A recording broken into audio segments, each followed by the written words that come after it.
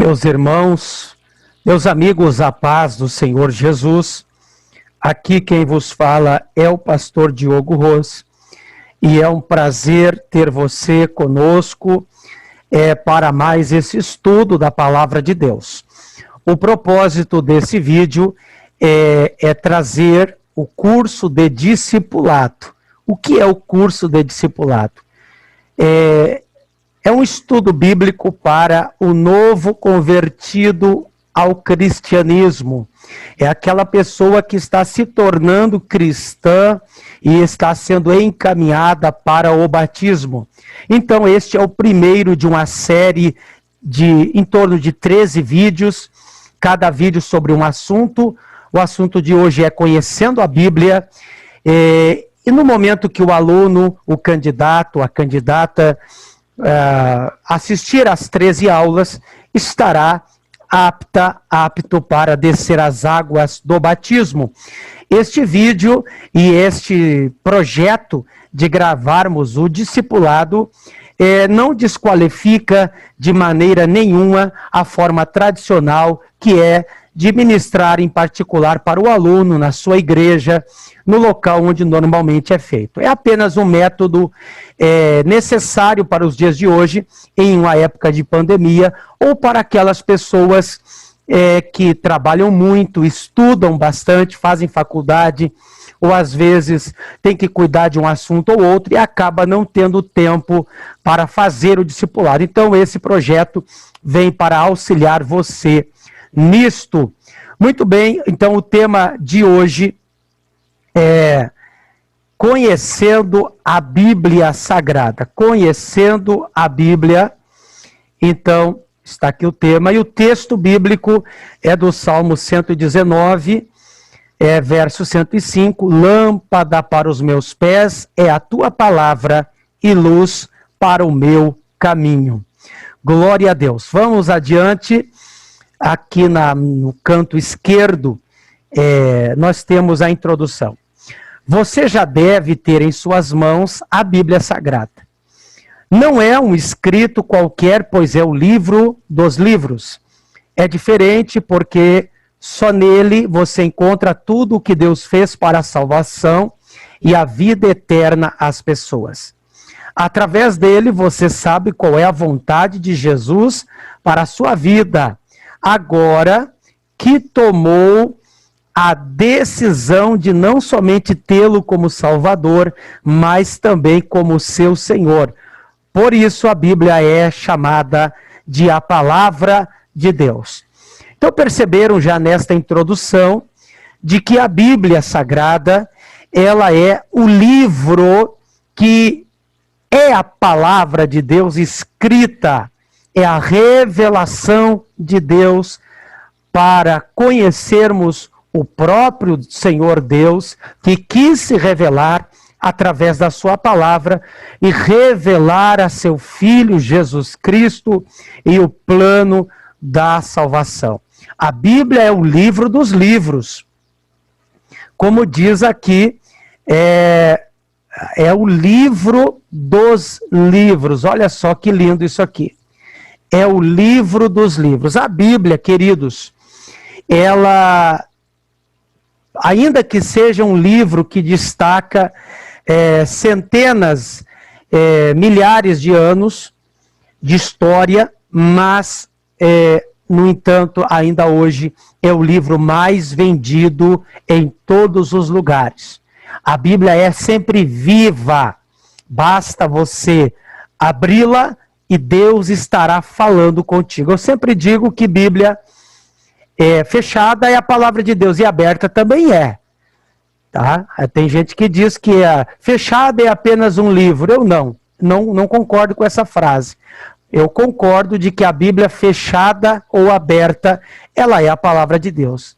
Acontece que se você abri-la, com certeza Deus falará contigo. Muito bem, vamos dando sequência aqui. A Bíblia em suas mãos. Ponto 1. Dê uma olhada rápida neste livro que está em suas mãos. Provavelmente veio à sua mente a pergunta: o que é? Agora vamos para a outra parte aqui, o que é, vamos acompanhar a leitura desse comentário que é muito bom. O que é a Bíblia? Tá? A Bíblia, para você descobrir, tá? Para você descobrir a resposta, primeiro tem de entender que este vocábulo quer dizer livros.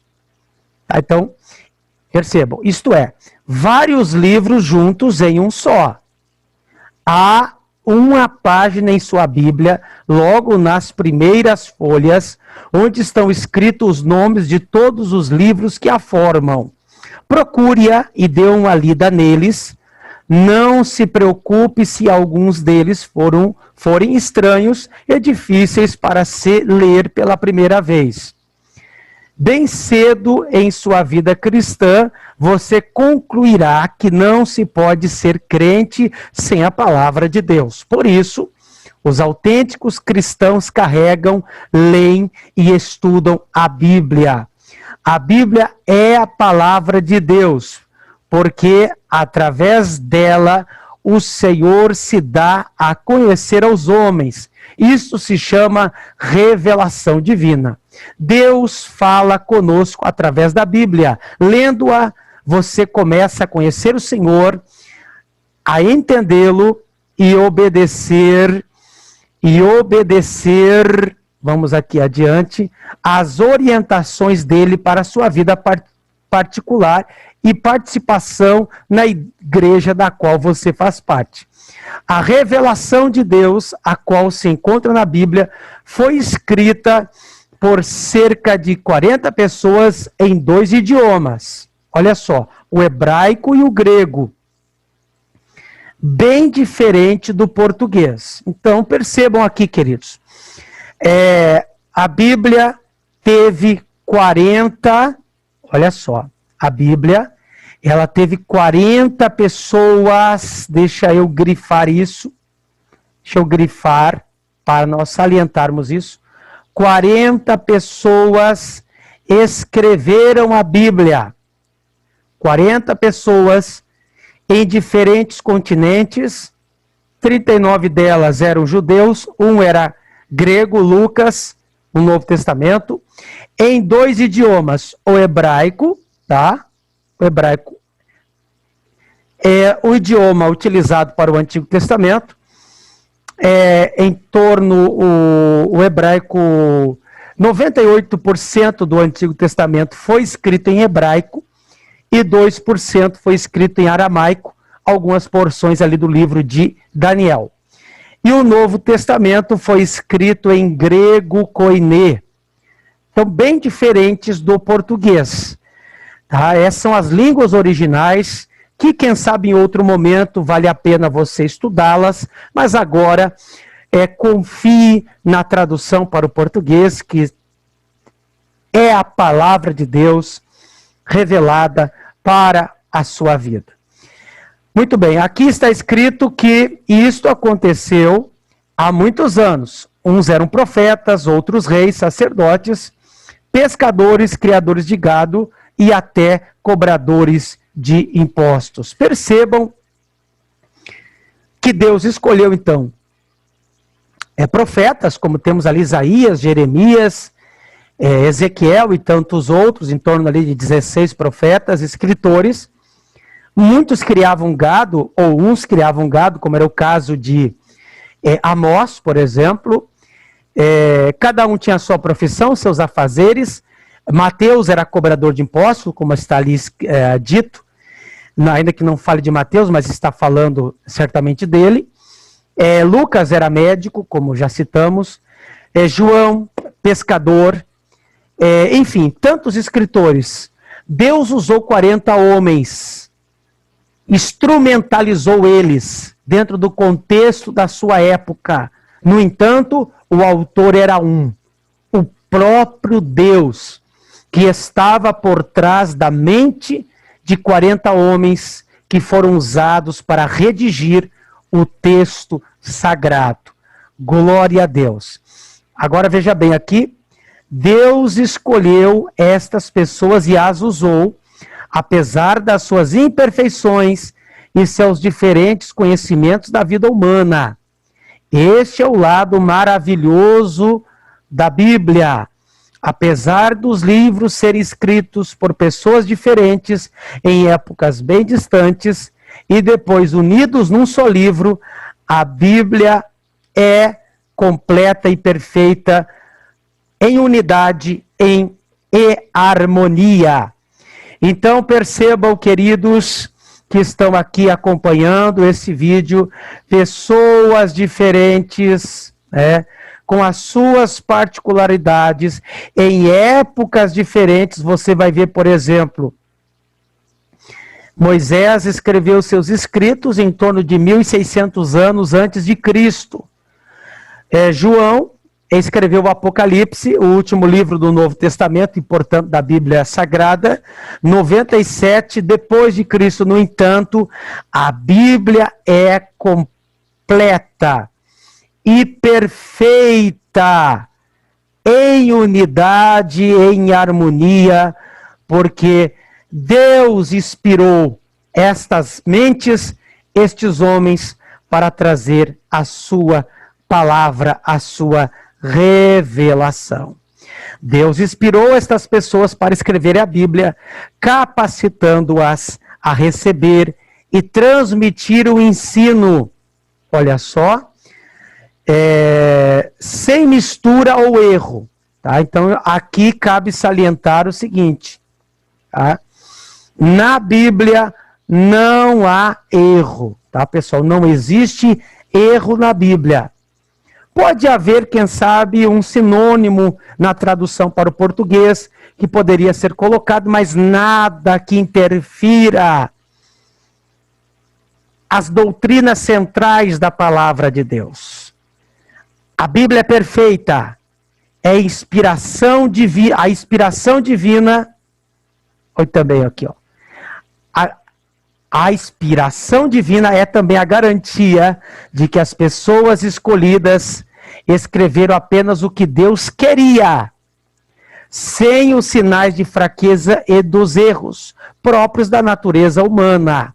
Leia a seguir o que disse Paulo, um dos escritores da Bíblia. Ele falou, abre aspas, toda a escritura é divinamente inspirada, fecha aspas, 2 Timóteo 3,16a. Toda a escritura é divinamente inspirada. Vamos salientar aqui isso. Eu quero colocar aqui para você o seguinte. Toda escritura, ela é divinamente inspirada, tá? Ela é divinamente inspirada. Ah, pastor, mas na Bíblia consta que Satanás falou lá no livro de Jó. Foi Satanás inspirado para falar? Não, Deus não pode inspirar Satanás. Mas o escritor do livro de Jó foi inspirado para registrar o que Satanás havia falado. Ah, pastor Diogo, mas na Bíblia teve homens que falaram mentiras ali. Sim. O mentiroso foi inspirado? Não. Deus não pode inspirar um mentiroso. Mas o escritor bíblico, ele foi inspirado para registrar o que o mentiroso falou. Tá bom? Então, são esses detalhes que nós precisamos aqui esclarecer. Muito bem, vamos aqui. Vamos seguir adiante aqui em nosso estudo. Vamos seguir comentando esse maravilhoso estudo, essa é a primeira aula aqui do nosso texto, tá? Então veja aqui, o ponto de número 2. Ponto de número 2 é como usar a Bíblia na igreja. A primeira parte da Bíblia, a qual começa com o livro de Gênesis e termina com o de Malaquias, chama-se Antigo Testamento, ou simplesmente AT, né? Que é a abreviação de Antigo Testamento. São ao todo 39 livros. Olha que coisa demais interessante, meus amados. Tá? Então, a tua Bíblia,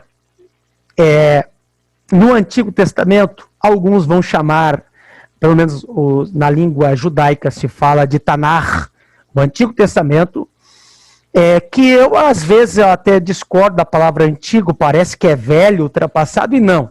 É apenas uma maneira de chamar a antiga aliança, porque surgiu uma nova aliança no sangue de Jesus, que é o Novo Testamento, tá?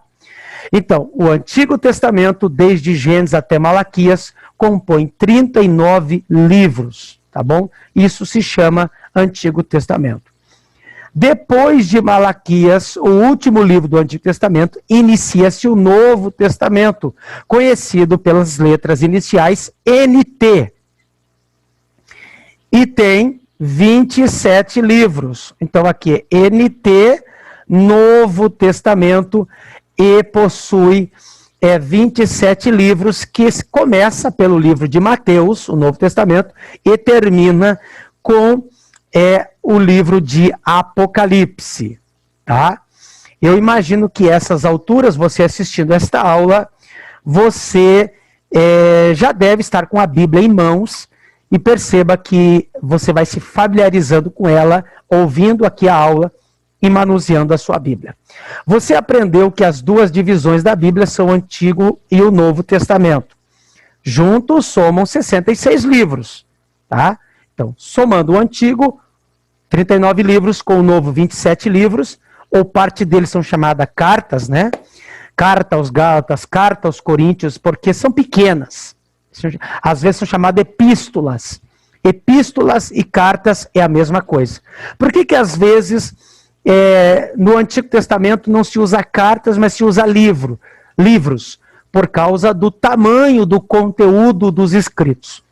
Você vai pegar, por exemplo, o livro de Obadias, ali no Antigo Testamento, ele é do tamanho, às vezes até menor, de uma carta do Novo Testamento, mas mesmo assim costuma se chamar de livro de Obadias, do profeta Obadias, livro do profeta Ageu, tá? São livros pequenos, mas são chamados de livros. No Novo Testamento é usado o termo cartas, tá?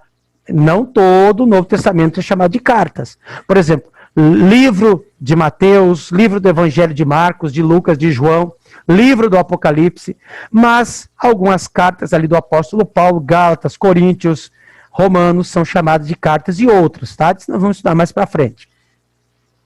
Somando 66 livros. Um detalhe interessante, no entanto, é saber que os 66 livros não estão arrumados pela ordem de data em que foram escritos. Preste atenção nisso, tá? Veja bem. Então, os livros da Bíblia não estão em ordem cronológica. Por exemplo, é tido o livro de Jó o mais antigo a ser escrito. No entanto, a tua Bíblia não começa com Jó, ela começa com Gênesis. O Novo Testamento, muito provavelmente, os estudiosos dizem que o primeiro escrito do Novo Testamento deve ter sido primeira aos Tessalonicenses.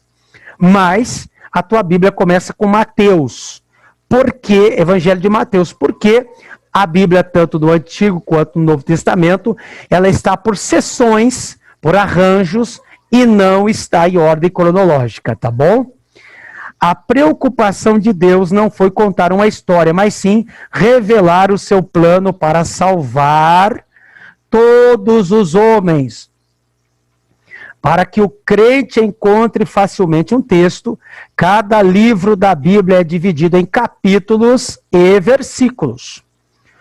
O número em tamanho grande, no lado esquerdo das palavras impressas, indica o capítulo, e o menor, o versículo.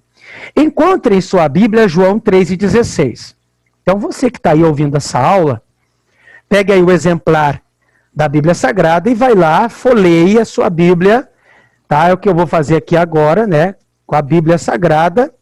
Você vai lá e procura o Evangelho de João, tá? Capítulo 3, versículo 16, tá? Então, 3 é o número maior. Primeiro você acha o livro da Bíblia. João, o Evangelho de João, tá onde? Tá no Novo Testamento.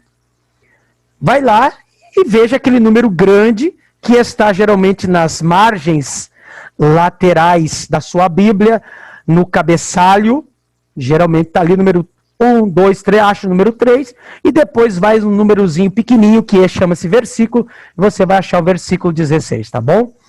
Antes do início de cada capítulo, ou de alguns grupos de versículos, você encontra o título do assunto. É bom você saber que os escritores da Bíblia não escreveram os seus livros, separando-os assuntos por títulos, capítulos e versículos. E nem usavam a pontuação como ponto e vírgula e o ponto final. Todos estes recursos foram adotados muitos anos depois para facilitar a leitura e o estudo da Bíblia. Bom, pessoal, a Bíblia foi escrita em hebraico no Antigo Testamento e o grego no Novo Testamento. Então, como disse aqui o comentarista da lição, não havia no hebraico antigo vogais, como até hoje não existe, tá? Não havia pontos também e vírgulas, nem no grego havia pontos e vírgulas como nós temos hoje, tá? Então houve uma aprimoração. Claro que hoje, se você pegar aí a Bíblia hebraica, você já vai ver os sinais massoréticos. O grego, mais adiante, foi posto versículos, mas a tradução para o português, aí sim se respeita a sintaxe da língua portuguesa. Apenas detalhes para que você entenda como tudo começou. A Bíblia as Bíblias que estão nas mãos dos crentes para leitura e estudo são escritas em diversas versões. As versões são resultantes de atualizações de uma tradução. Então, o que é uma versão? Tá. Versão para o português existe a ARC, Almeida Revista e Corrigida. Depois veio a Revista e Atualizada, que deu uma melhorada em algumas expressões. Depois veio Bíblias de equivalência dinâmica, que facilita a leitura do português ou do leitor moderno, por exemplo, a NVI, nova versão internacional, a NTLH, nova tradução de linguagem de hoje. Então essas versões, elas foram tratando os arcaísmos da língua portuguesa, trocando alguns termos arcaicos que não se utiliza hoje no português. Então isso são versões. Vou te dar um exemplo. A Revista e Corrigida, ela diz assim: ficará em pé diante das cãs. Um texto lá do livro de Levítico. O que é cãs? A NTLH, por exemplo, a nova tradução da linguagem de hoje, a Bíblia Viva, a NVI, já traduziram assim: ficarás em pé diante de um homem de cabelos brancos. Então, o termo cãs foi modificado para cabelo branco, porque cãs significa cabelos brancos. Então, as versões, elas foram se aprimorando para que o leitor odierno, o leitor atual, ele consiga fazer uma leitura de forma que ele compreenda, até porque aquele português mais antigo já não é muito falado hoje em dia, tá? Então, só para você entender o que é uma versão. A tradução significa passar tudo o que foi escrito em um idioma para o outro. Então, tradução do hebraico para o português, do grego para o português. No caso da Bíblia, passou-se tudo o que estava escrito em hebraico e grego para o português, o que eu acabei de falar. A tradução principal utilizada no Brasil é a de João Ferreira de Almeida. Desta tradução existem as versões que apresentam diferenças, não na mensagem, mas nas palavras. Veja um exemplo. Numa versão você lê em 1 Coríntios 13, caridade, entre aspas. Em outro, publicada mais recentemente, amor. A questão é que, com o passar do tempo, o vocábulo caridade tomou outro sentido e não é tão forte como o termo amor. Por causa das diferentes versões, você escuta as pessoas lerem o mesmo versículo de maneira diferente. Quando fazem isso juntas em voz alta na igreja.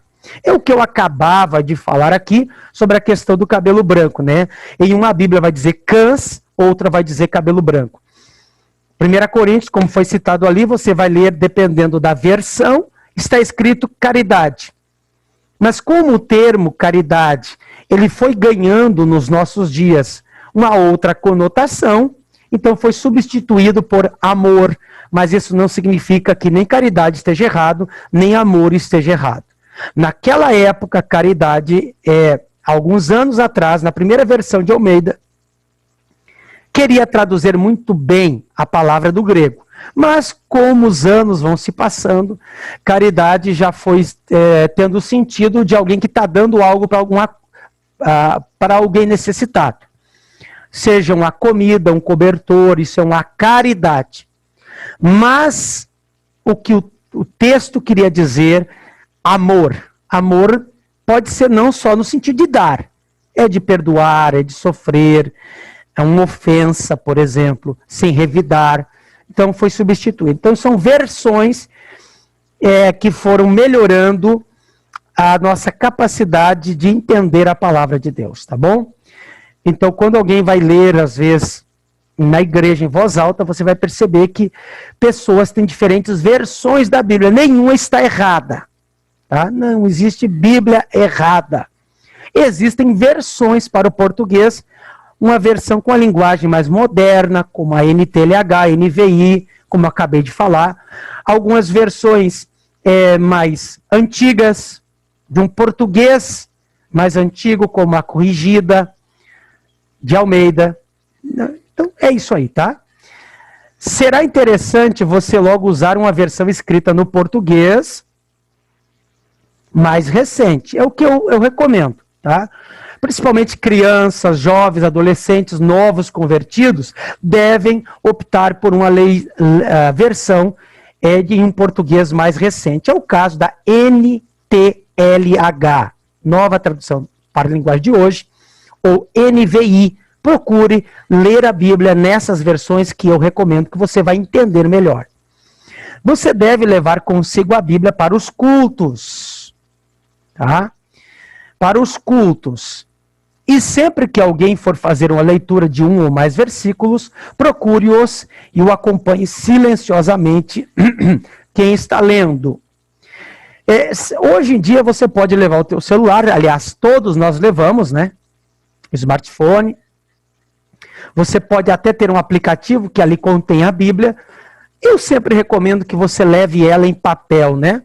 Leve a Bíblia na versão, a sua Bíblia que você está acostumado a ler. É uma coisa que eu sempre recomendo. Parece que você pega gosto, pega amor pelaquela Bíblia que você tem o hábito de lê-la todos os dias. Logo você aprenderá a encontrar com facilidade e rapidez os livros, capítulos e versículos anunciados nos cultos. É normal uma pessoa que está se convertendo a Cristo, está vindo para a igreja, ela não tenha ainda um manuseio tão rápido quanto aquele cristão mais antigo, que está há 10, 15 anos na igreja. Mas não deixe de ler a Bíblia, de levá-la aos cultos, de tê-la em sua casa, mas não para colocar num pedestal lá, como tem gente que coloca a página no Salmo 91 aberta e fica a vida inteira, chega a amarelar a página da... Não, a Bíblia é para ser lida. Você é capaz de encontrar em sua Bíblia 1 Reis, capítulo 9, versículos 5 ao 14. Pare um pouco a leitura dessa lição e leia este texto. Então você pode pausar o vídeo agora, vai lá e procura. Procure aí, 1 Reis, nem que demore um pouquinho. Mas vai se habituando, vai tomando gosto, vai lendo, e você vai com certeza entendendo. Tá bom, queridos? Vamos aqui. Ponto de número 3, como usar a Bíblia no dia a dia. Você não deve usar a Bíblia só quando vai aos cultos promovidos por sua igreja. Se limitar ao uso dela somente a estes momentos, o seu crescimento espiritual acontecerá lentamente. É o que eu estava dizendo. Não leia a Bíblia só quando vai na igreja. Tenha o hábito de lê-la em sua casa. Eu recomendo você tirar 15 minutos no mínimo de leitura por dia da Bíblia. Tá? Assim você terá lido 3 capítulos em torno disso. E se você fizer isso todos os dias, você terá lido a Bíblia inteira em 1 ano. Tá? Comece hoje. Às vezes, então aqui começa vamos ver, mas aqui em cima, vamos acompanhar aqui o comentário. O desejo de Deus é que você seja um adulto espiritual e não uma criança. Leia 1 aos Coríntios, capítulo 13, versículo 11, capítulo 14, versículo 20, né, de 1 Coríntios, e Efésios, capítulo 4, versículo 15. Leia agora. Leia a Bíblia. Não tem como você crescer espiritualmente se você não ler a Bíblia. Se tira tempo para estar nas redes sociais, para assistir um filme, para fazer tanta coisa, mas por que para Deus não se destina um tempo? Faça isso. Agora mesmo. Comece hoje a leitura da Bíblia. Você pode imprimir aí na internet planos de leitura da Bíblia, onde você pode marcar lá o capítulo que você leu. Leia no mínimo 3 capítulos por dia.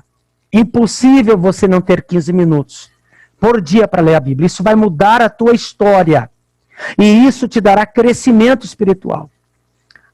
A leitura. É claro que você também deseja crescer espiritualmente através da Bíblia. Para que isso aconteça, o primeiro passo a ser dado é ler a Bíblia, é o que comentávamos, né? Conscientize-se de que precisa ler a Bíblia. Todo dia você tem de comer algum alimento, para não morrer de fome. Assim também precisa se alimentar da palavra de Deus. Ninguém permanecerá vivo espiritualmente se não se alimentar lendo a Bíblia. Veja Jeremias 15, versículo 16 e Mateus capítulo 4, versículo 4, onde diz: nem só de pão viverá o homem, mas de toda a palavra que sai da boca de Deus. Quantas refeições você faz por dia? No mínimo 3, né? Café, almoço e janta. E por que não? Agora, já imaginou você passar um dia inteiro sem comer? 2 dias, 3 dias, 4? Você não aguenta.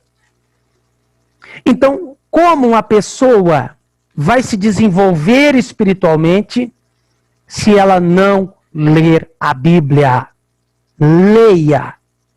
Comece hoje, lendo o primeiro capítulo de Gênesis, lendo o capítulo 1 de Salmos, o capítulo 1 de Mateus. Vai fazendo assim. Se bem que o novo convertido, que nunca pegou uma Bíblia na mão, eu recomendo que leia primeiro os evangelhos. Leia todo o Novo Testamento junto com o livro de Salmos. É uma recomendação que eu sempre dou. Começando pelo livro de João, por exemplo. É uma boa dica. Comece pelo livro de João, depois leia Mateus, Marcos, Lucas, todo o Novo Testamento e junto leia o livro de Salmos. E assim vai indo até ler toda a Bíblia, tá? Manuseie a Bíblia todos os dias, não basta lê-la uma vez ou outra, ou só aqueles textos soltos mais conhecidos, como Salmo 23, e Salmo 91, João 3,16, e 1 Coríntios 13. Tá? A Bíblia não se resume neles. Se você não a examinar diariamente, só vai saber os textos mais falados entre os crentes e jamais provará alimentos mais saborosos. Tem pessoa que coloca versículo lá na geladeira, colado na geladeira, em um adesivo no carro, mas decora, memoriza alguns versículos que, olha, meu pastor, nada me faltará. Isso é válido, claro que é válido. Mas você não pode viver só de meia dúzia de versículos decorados. Você precisa ler a Bíblia de capa a capa. Todo dia. 15 minutos ao menos, meu amigo, minha amiga. Além de ler diariamente, você deve tomar a decisão de estudar a Bíblia toda. Já falamos que é na Bíblia onde Deus se revela ao homem, mas a revelação não está completa em um livro só. Você conhece um pouco em Gênesis, em outra passagem, e assim vai até o último livro da Bíblia, o Apocalipse, que significa revelação. Quanto mais você ler a Bíblia, mais de Deus você conhecerá. As revelações que Deus derramou da sua própria pessoa, lá em Gênesis. Mas se você nunca ler o Gênesis, você não vai entender como começou a criação, todas as coisas. Mas você não pode dizer, esse livro aqui da Bíblia eu não leio. Por exemplo, vou pegar lá Eclesiastes. Não, se você não ler Eclesiastes, você também deixará de desfrutar grandes coisas. A Bíblia não deve ser lido como um livro, um jornal qualquer, não. É a palavra de Deus. Leia com temor, tremor, com reverência. E em oração, e Deus te ajudará. A memorização de versículos. O segundo passo que você deve dar para crescer espiritualmente é memorizar os textos bíblicos. Quando você memoriza os textos da Bíblia, está guardando, escondendo e fazendo habitar em si a palavra de Deus. O que está escrito na Bíblia definitivamente não foi para ficar só registrado em um livro. A leitura apenas lhe dá condições de se lembrar de 15% do que leu depois de 24 horas. Mas a memorização lhe permite lembrar 100%. Vá decorando, sim. Decore lá uma meia dúzia de versículos. Na outra semana decore mais outro tanto. Isso lhe ajuda na hora de evangelizar um amigo, na hora de fortalecer um parente, um familiar. Vai decorando a Bíblia. Vai tentando memorizar. Pegue versículos curtos, isso é importante. O estudo. Outro passo que você deve dar para crescer espiritualmente é estudar a palavra de Deus. Estudar é mais do que ler cuidadosamente. Ler é mais rápido que estudar, mas estudar ajuda a pensar e a lembrar. Ou seja, estudar é meditar. É você degustar aquilo que você está lendo. Lembra, eu disse anteriormente que a Bíblia não pode ser lida como você lê um jornal.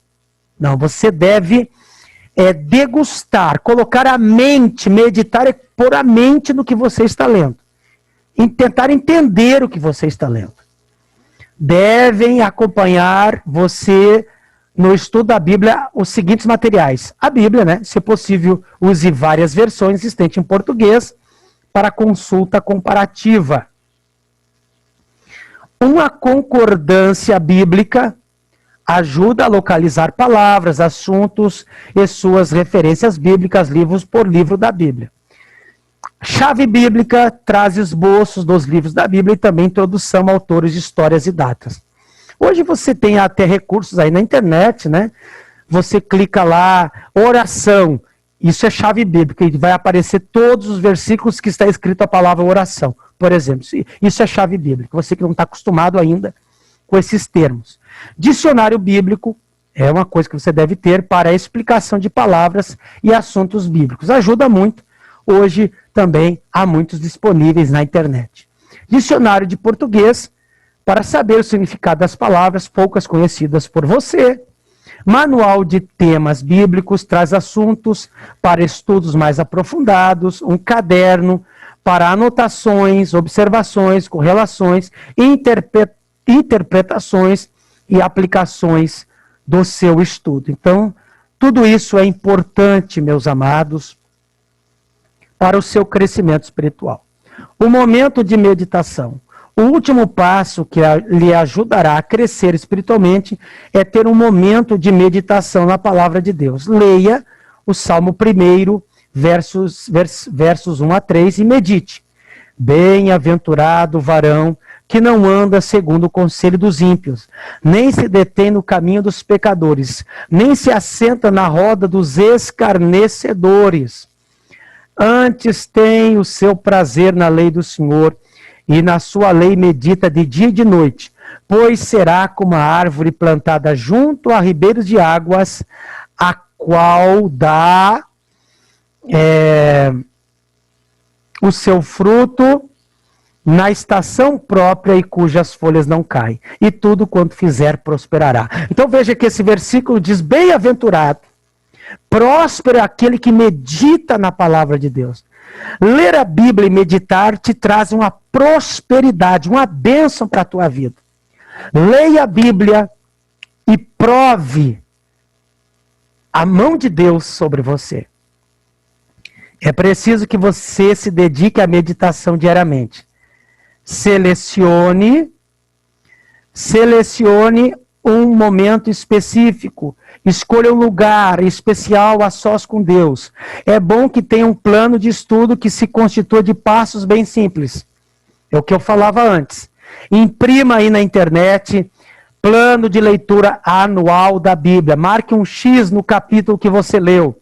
Escolha um local adequado na sua casa, uma escrivania, onde tem uma lanterna, para você ler em paz, sossegado. Faça isso. Discipulado. Abra sua Bíblia na página do índice dos livros da Bíblia e leia o nome de cada um deles em voz alta, pelo menos 2 vezes para começar a memorizar. Pegue uma folha de papel e tente escrever os nomes de cada livro, sem consultar a lista mencionada anteriormente. São recursos, né, que você pode fazer para ir decorando os nomes da Bíblia, dos profetas, dos escritores. Mas o fato de você ler, você já vai pegando tudo isso. Faça isso quantas vezes achar necessário. Mencione um por um, de memória, em voz alta. Isto é, aparentemente difícil, mas lhe será muito útil para o desenvolvimento do seu conhecimento bíblico e o relacionamento com os outros crentes da sua igreja, os quais já usam a Bíblia há mais tempo que você. Diariamente estude um pouco a Bíblia, a quantidade de texto, o tempo gasto com a leitura e quantas vezes vai lê-la toda. Depende exclusivamente de você. 15 minutos por dia vai dar em torno de 3 capítulos, mas se você ler então 15 minutos por dia, você terá lido a Bíblia inteira durante um ano. Se ler 30 minutos, você vai ler a Bíblia 2 vezes por ano.